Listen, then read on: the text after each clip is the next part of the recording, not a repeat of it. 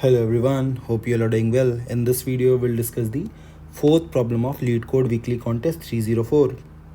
It's a hard level problem. The problem name is longest cycle in a graph.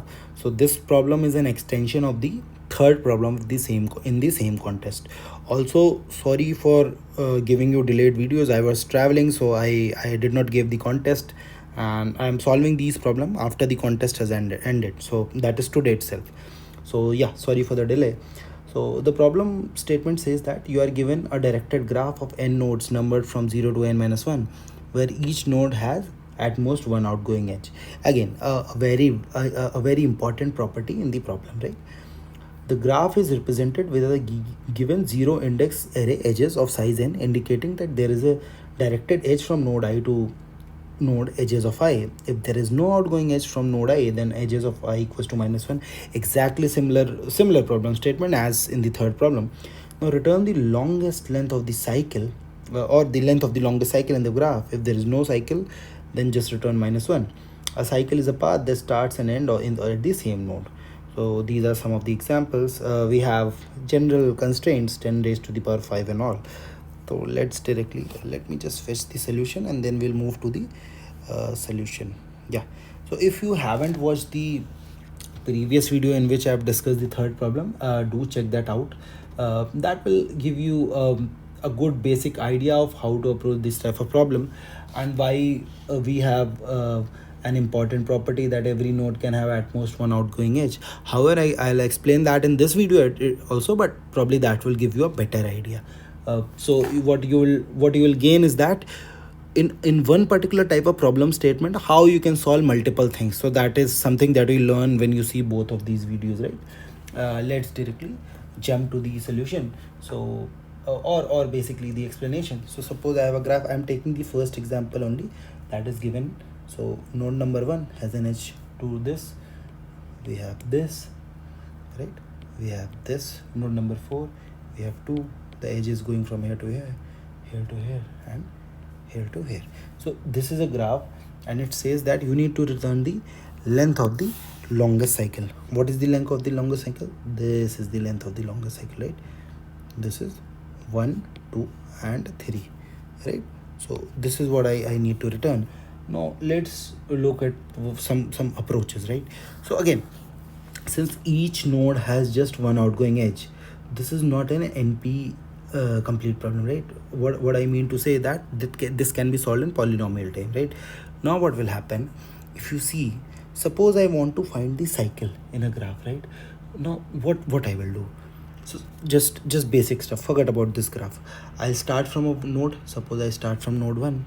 From 1 I move to 2. From 2 I move to 3. From 3 I move to 4, and suppose from 4 I again move to 1, right? So this node is already visited, because as soon as I visit one node, I mark it visited. And suppose moving forward, I again visit a node that has already been visited. That means I have a cycle, right? This tells me that I have a cycle. Now this is the condition of a cycle, right? Now I also need to calculate the distance, the length of this cycle. So what I can do, so as soon as I start from here, right? As soon as I start from here, suppose I say that from this node, like this is distance 1, right? This is distance 1, this is distance 2, this is distance 3, this is distance 4, right? Now if I find a cycle here, now just see, suppose there is a node 0 as well here, right? So from 0 the distance is 1, 2, 3. I have taken this for simplicity so that we get the exact example, right? Now just see the distance of this node. So irrespective of from where we have started, once we start calculating the distance in recursive manner or in our loop, the distance of this node is 1 from this node, right? From here it is 1, for this it is 2, it is 3, 4, and 5, right?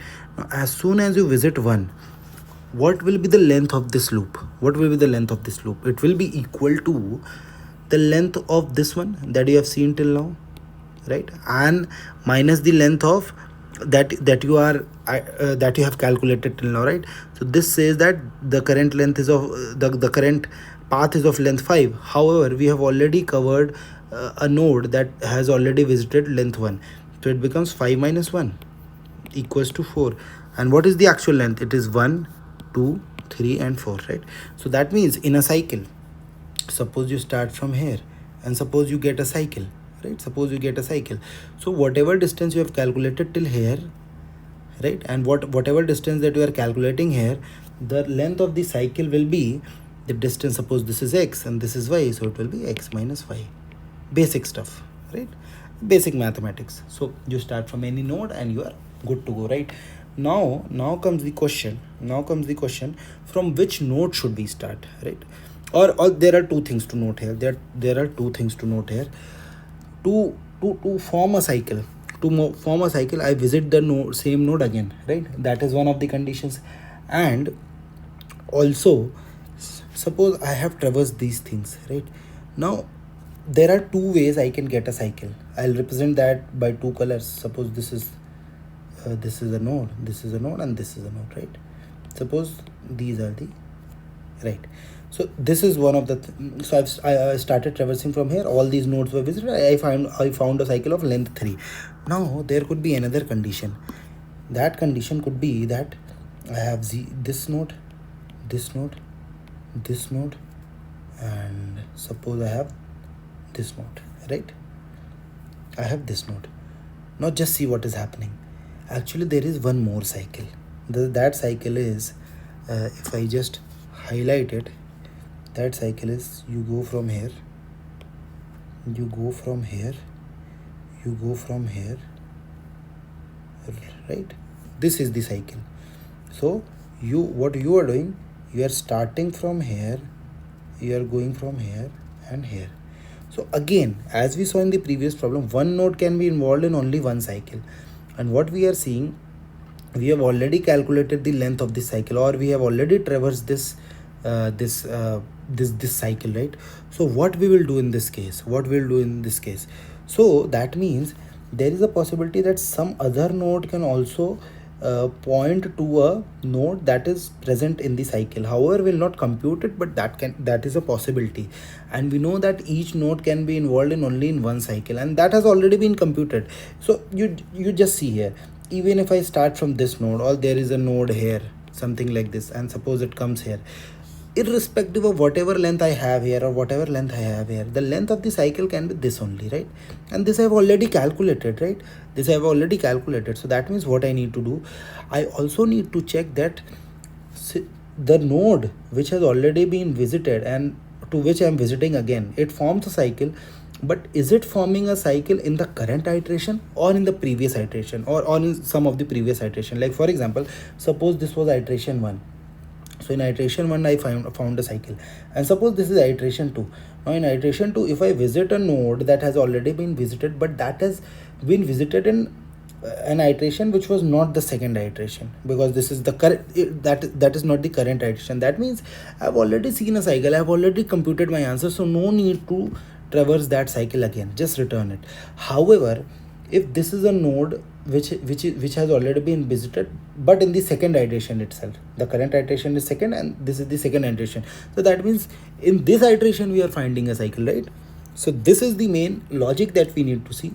So all we need to do is perform a DFS and like traverse all the arrays, or traverse all the nodes, and keep a track of what is the current iteration. Let's take it I. So for I, keep marking that what is the current iteration. So if you get a node, if you again visit a node that has already been visited, and the node when it was explored for the first time is equal to it was explored in the same iteration, that is equal to the current iteration, that means we have found a cycle right now. Or else, if the value present at this node when it was explored the first time if that iteration number is less than the current iteration, that means just skip it. That loop has already been visited, right? So that's the main gist of the problem. Let's jump to the code. So yeah, on line number 3 I have answer equals to -1, and I've taken a map. Why I've taken a map is because the key here will be integer. That means which node I'm talking about. From 0 to n-1 we have n nodes, right? And then I've taken a pair. So a pair is basically we have two integers.